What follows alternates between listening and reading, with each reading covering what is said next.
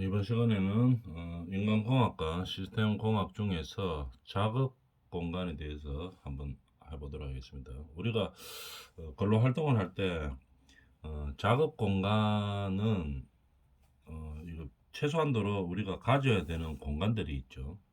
그래서 우리가 뭐 앉아서 하는 작업이다 이러면은 앉아서 최소한 뭐 팔을 폈을 때 이게 우리가 작업할 수 있는 이런 공간들이 필요하죠.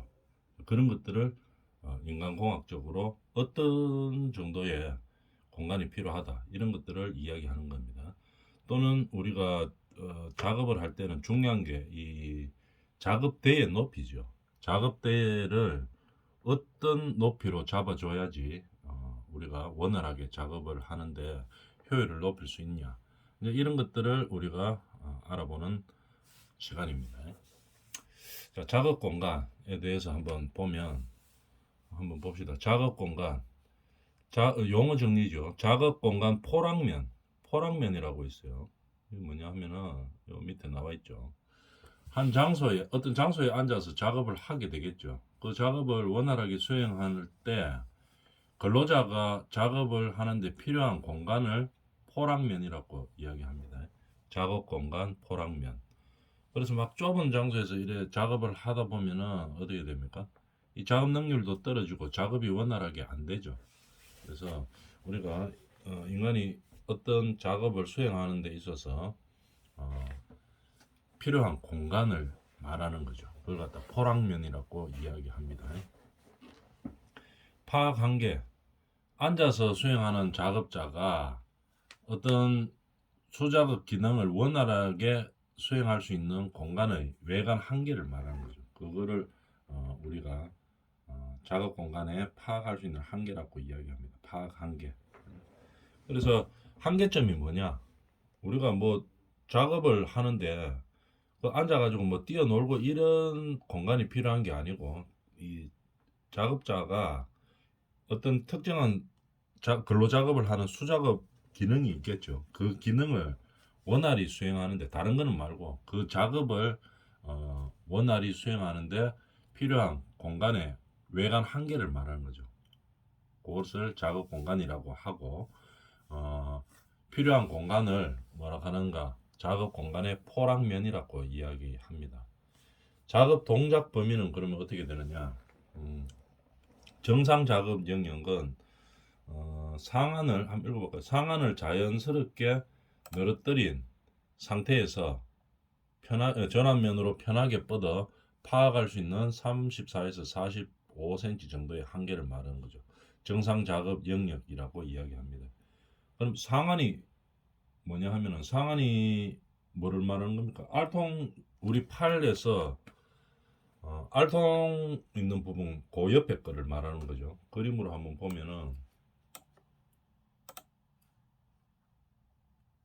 이걸 갖다 상안이라고 합니다. 여기 있죠.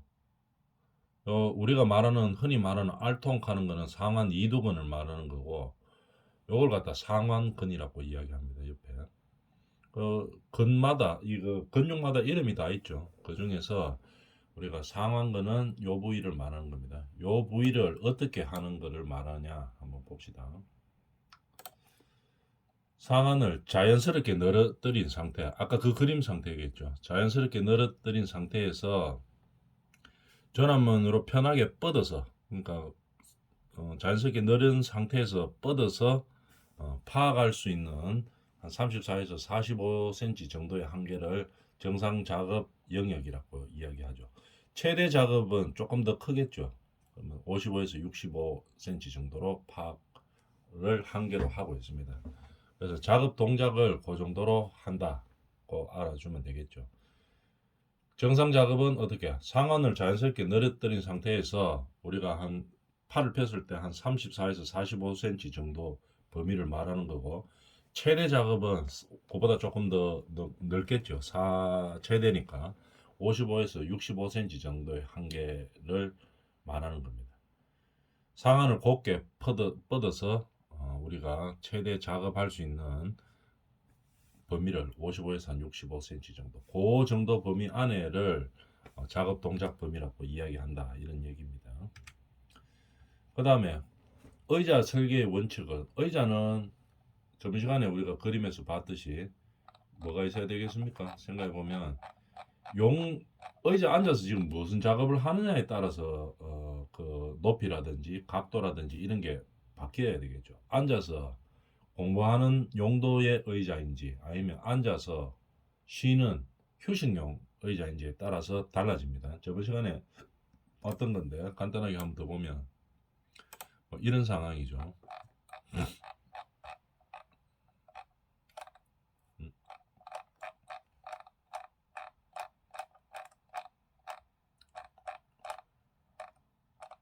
그림으로 한번 보면 이렇죠.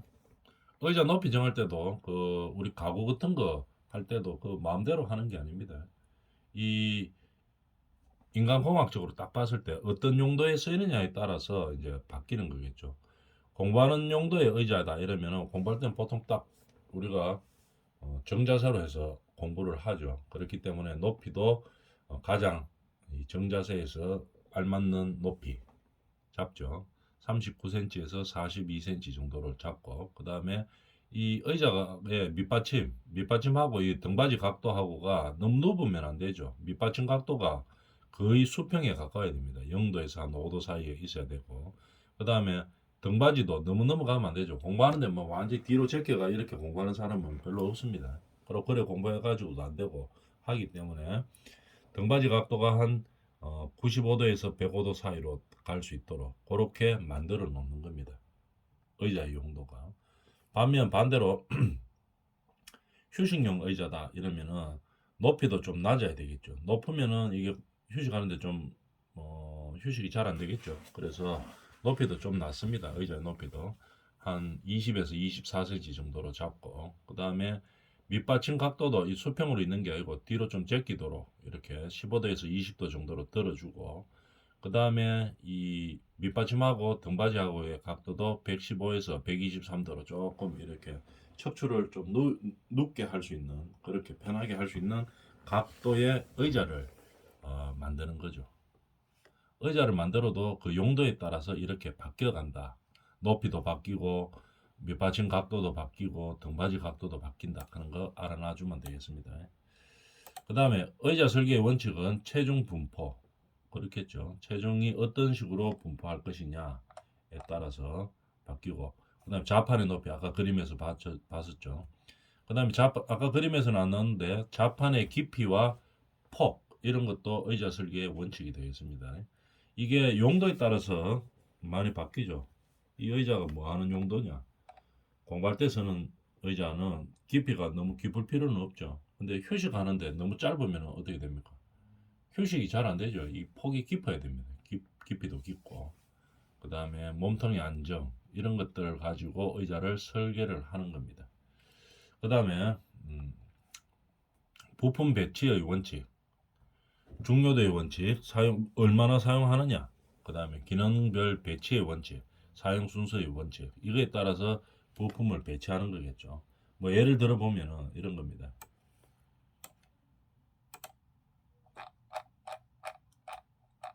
여기 보면 작업할 때 우리 근로 현장에서 이제 작업을 하게 되겠죠. 이런 작업을 할 때 작업대의 높이가 어떻게 되냐, 어떻게 잡아줘야 되냐, 이거 아주 중요한 문제죠. 그래서 한번 보면 우리가 작업을 할 때 서서 하는 작업이 있고 앉아서 하는 작업이 있겠죠. 보통 작업장에서 작업을 할 때.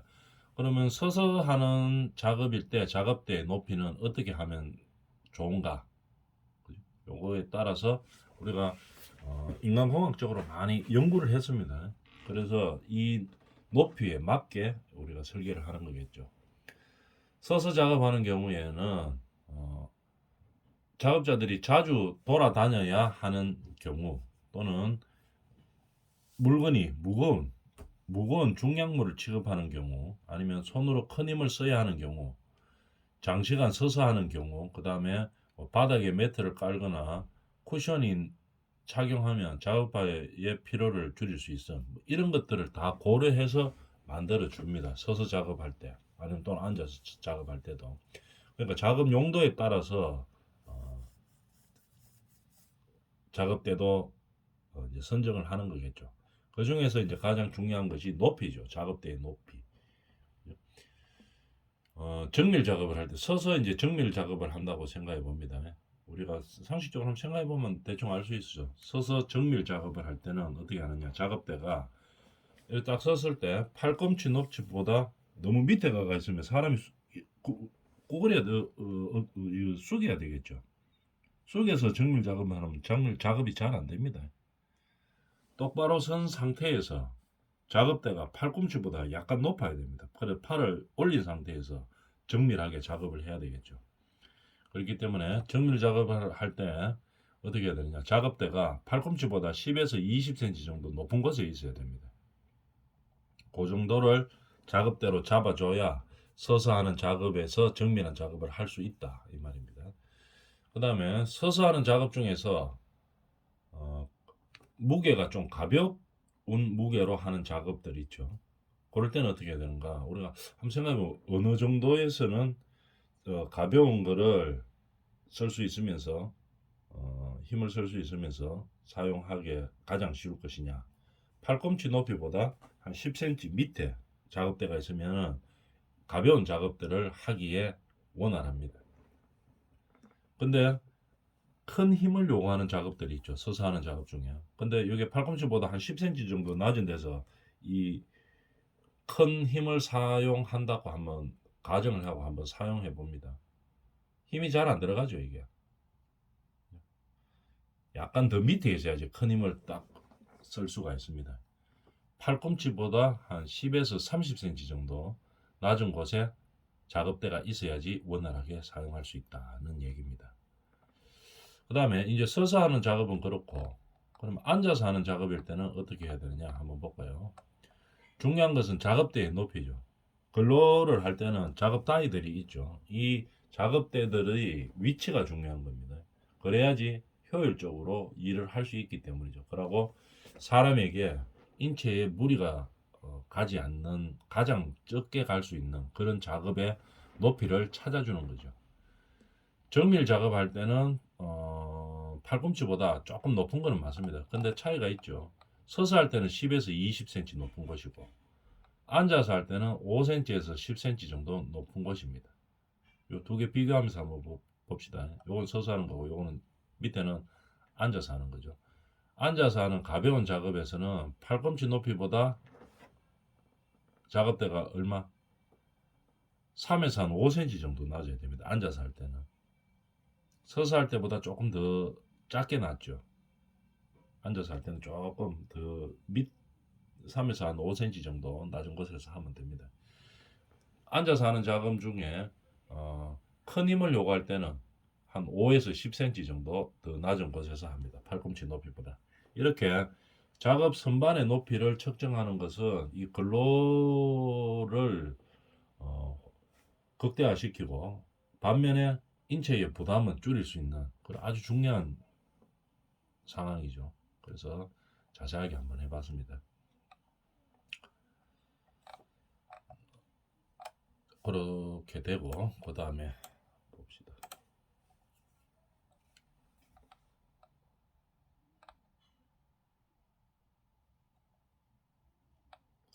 그 다음에 공간 배치를 할 때 우리가 항상 신경 써야 될 거에 대해서 한번 볼까요? 공간을 배치할 때는 아까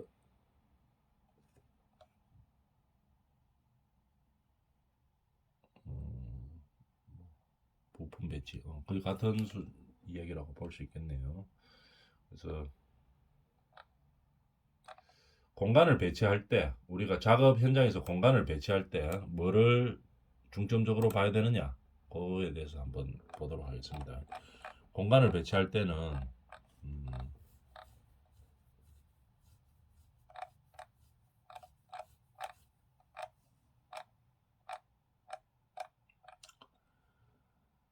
사용 빈도의 원리가 있죠.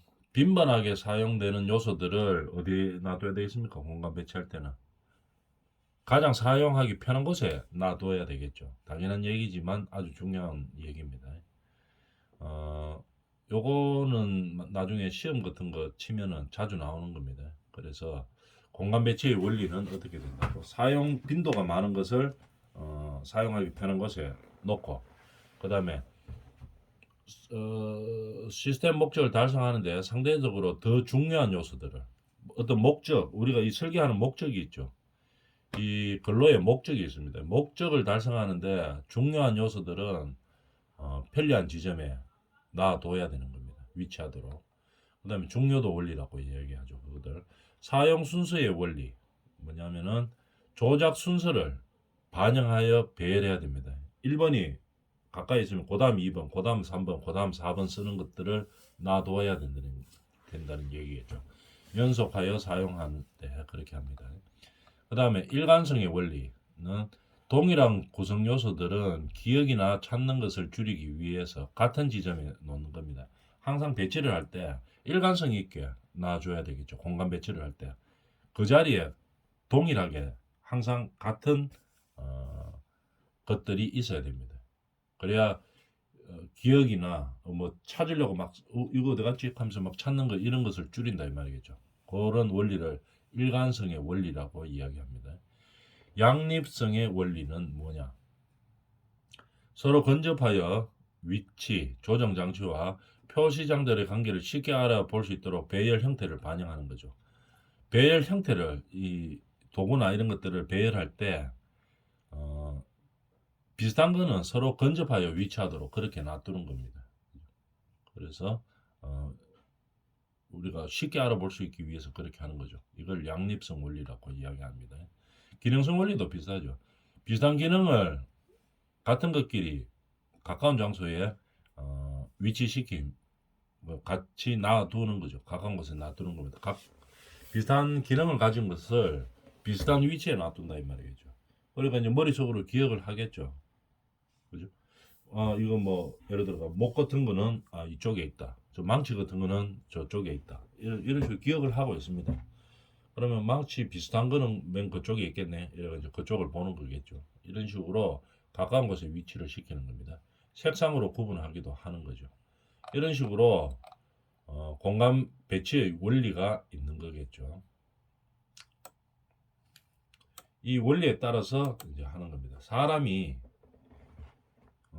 작업하기에 편한 위치들, 그런 원리들에 맞춰서 공간을 배치해야 된다 이런 얘기입니다. 쉽게 말하면. 그 다음에 통제비 이렇게 되어 있죠. 이 뭐냐면은 통제 표시 비율입니다. 통제비가 통제 표시비를 말하는 겁니다. 통제 표시비는 뭐냐? 통제 기기와 시각 표시 관계를 나타내는 비율입니다. 예를 들어서 통제 기기가 있겠죠.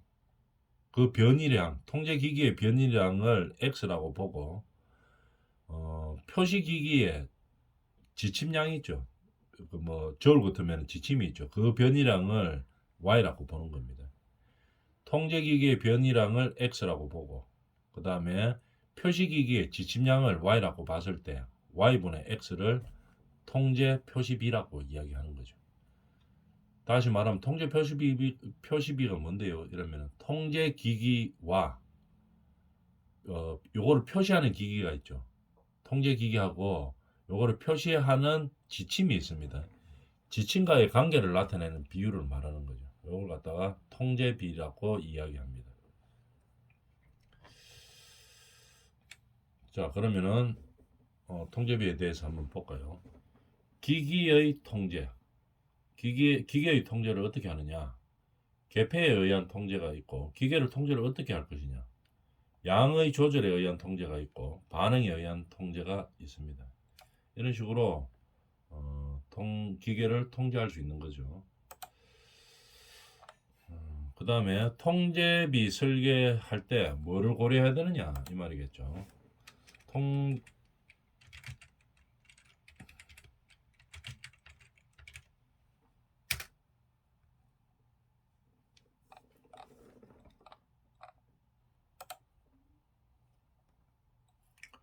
통제비 설계 시 고려사항에 대해서 한번 볼까요? 계기의 크기나 방향성, 조작시간, 공차, 목적거리 이런 것들이 필요하다 이런 말입니다.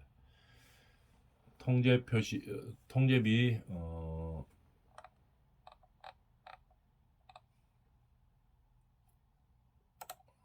를 설계할 때 고려할 사항이죠.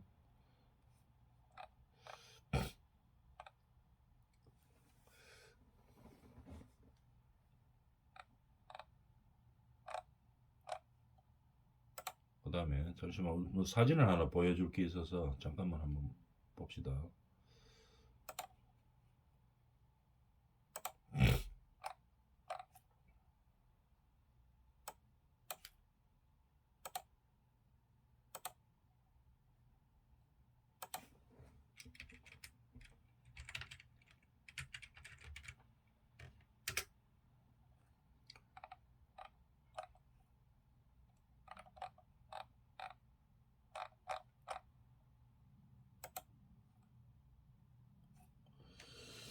그 사진을 찾는 동안에 일단 내용에 대해서 잠깐 한번 보고 그래 합시다. 그러면 통제비는 우리가 아까 이야기했었죠. 뭐를 통제비라고 하는가 하면은 통제기기가 있죠. 통제기기와 표시기기의 지침의 변이량을 가지고 이야기하는 거죠. 표시기기의 지침 분의 통제기기의 변이량입니다. 표시기기의 지침의 변이량 분의 통제기기의 변이량을 말하는 겁니다. 표시하는 기계에 바늘 같은 거 있죠. 그거에 움직이는 변이량을 갖다가 Y라고 하는 거고, 통제하는 기기가 있죠. 통제기기가 움직이는 양, 그걸 갖다가 X라고 본다. 이런 얘기입니다. 그 다음에 기계에 의한 통제비 설계 시 고려사항은 뭐냐? 요 시험에 잘 나옵니다. 통제비 설계 시 고려사항에 대해서 다음 중 아닌 것을 설명하시오. 뭐 이렇게 객관식으로 찾는 문제가 나왔죠. 통제비를 할 때 어떤 계기의 크기라든지 방향성, 조작시간, 공차, 목적거리 5개 중요한 내용이죠. 시험 칠 때 잘 나옵니다. 그 다음에 통제비 설계 시 고려사항은 이런 게 있다. 그 방향성도 뭐 읽어보면 다 아는 내용이죠. 계기의 크기 당연히 필요할 것이고 방향성도 있어야 될 거고 조작 시간, 공차, 목적거리 이런 것들이 다 필요하다는 얘기입니다. 그 다음에 통제 표시비는 공식으로서 외우고 있는 거고 통제 장치의 유형에 보면은 저번 시간에 했던 페일 세프트 시스템 이렇게 되어 있죠. 통제 장치의 유형 페일 세프트가 뭡니까? 저번 시간에 했는데 기억나죠? 뭐 하나가 잘못되면 바로 시스템이 서는 것이 있고 두 번째는 뭐 하나가 잘못되면은 이 시스템이 일정 기간은 정상적으로 유지가 됩니다. 그 다음에 일정 시간이 지나면 다시 서는 그런 유형이 있고 나머지 세 번째 마지막 유형은 뭐 어떤 문제가 있어도 이 시스템 자체는 계속 돌아가는 거죠. 안정성을 유지하면서 계속 돌아가는 그런 시스템을 페일 세프트 시스템 유형의 세 가지라고 이야기하죠. 그래서 통제 장치도 이렇게 세 가지 유형으로 있다는 얘기입니다. 락 시스템은 그냥 용어 정리고 저번 시간에 했던 용어하고 같은 방식으로 알아주면 되는 거고 작업자가 제어하는 장치의 유형이 있습니다. 작업자가 제어를 해줘야 되는 방식이 있고 통제 장치에서 그 다음에 비상 제어 시스템이 있죠. 자기가 알아서 그냥 제어되는 시스템이 있고 이런 통제 장치의 유형이 있습니다. 그 다음에 표시 장치 하기 전에 아까 그림을 하나 보여주려고 했는데 잠깐만 한번 기다려 봅니다.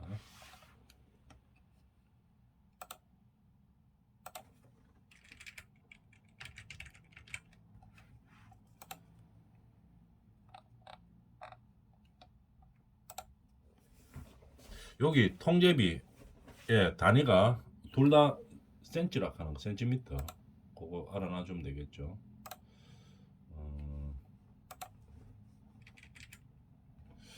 그림을 하나 좀 봐봅시다.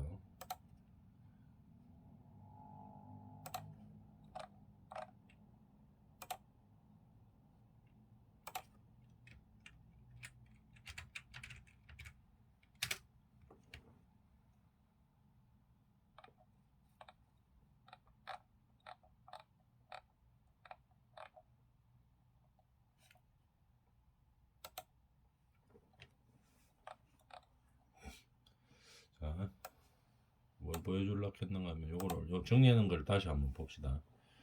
통제 표시비 이렇게 돼. 금방 했던 내용입니다. 그걸 다시 정리해 보면은 통제 기기와 표시 장치의 관계를 나타내는 비율을 말하는 겁니다. CDB라고도 이야기하죠. 통제 기기와 표시 장치의 관계를 나타내는 거죠. 아까 봤다시피 둘 다 변이를 나타내는 겁니다. 통제 기기의 변이량이 분자로 가고 분모는 표시 기기의 변이량이죠. Y로 가는 겁니다. 통제비 설계 시 고려해야 될 사항 요 5개 중요하겠죠. 그래서 객관식으로 나오는 문제들이기 때문에 그냥 알아놔 주면 되겠습니다. 계기의 크기, 공차, 방향서, 조작 시간, 목적거리. 최적의 CDB는 뭐가 최적의 CDB냐? 요거 때문에 요거를 설명하려고 잠깐 한번 봤습니다. 최적의 CDB라고 하는 것은 통제 표시비가 감소함에 따라 이동 시간은 급격히 감소하다가 안정되는 것. 통제 표시비가 증가함에 따라 조정 시간은 급격히 감소하다가 안정되는 것. 요걸 갖다가 최적의 CDB라고 이야기하는 겁니다. 최적의 CDB는 1.18에서 2.42 사이다. 이렇게 이야기해 주면 되겠죠. 요거 정도만 일단 알아주면 되겠습니다. 이렇게 된다. 뭐 최적의 CDB가 있는데 CDB는 통제 표시비라고 하는데 통제 표시비는 통제 기기의 변이량 나누기 표시 기기의 변이량이라고 하더라. 그 다음에 통제비 설계 시 고려해야 될 사항은 요 5개. 계기의 크기, 공차, 방향성, 조작 시간, 목적거리라고 하더라. 그 다음에 최적의 CDB는 통제 표시가 감소함에 따라 이동 시간은 급격히 감소하다가 안정되는 것. 그 다음에 통제 표시비가 증가함에 따라 조정 시간은 급격하게 감소하다가 안정되는 것. 결국은 안정이 돼야 된다는 얘기겠죠. 그런 최적의 CDB가 1.18에서 2.42 사이다 하는 거. 요거 정도만 알아주면 되겠습니다. 그 다음에 나중에 좀 더 깊이 들어갈 거는 우리가 본 과목 할 때 그때 하도록 하겠습니다. 오늘은 여기까지 합니다.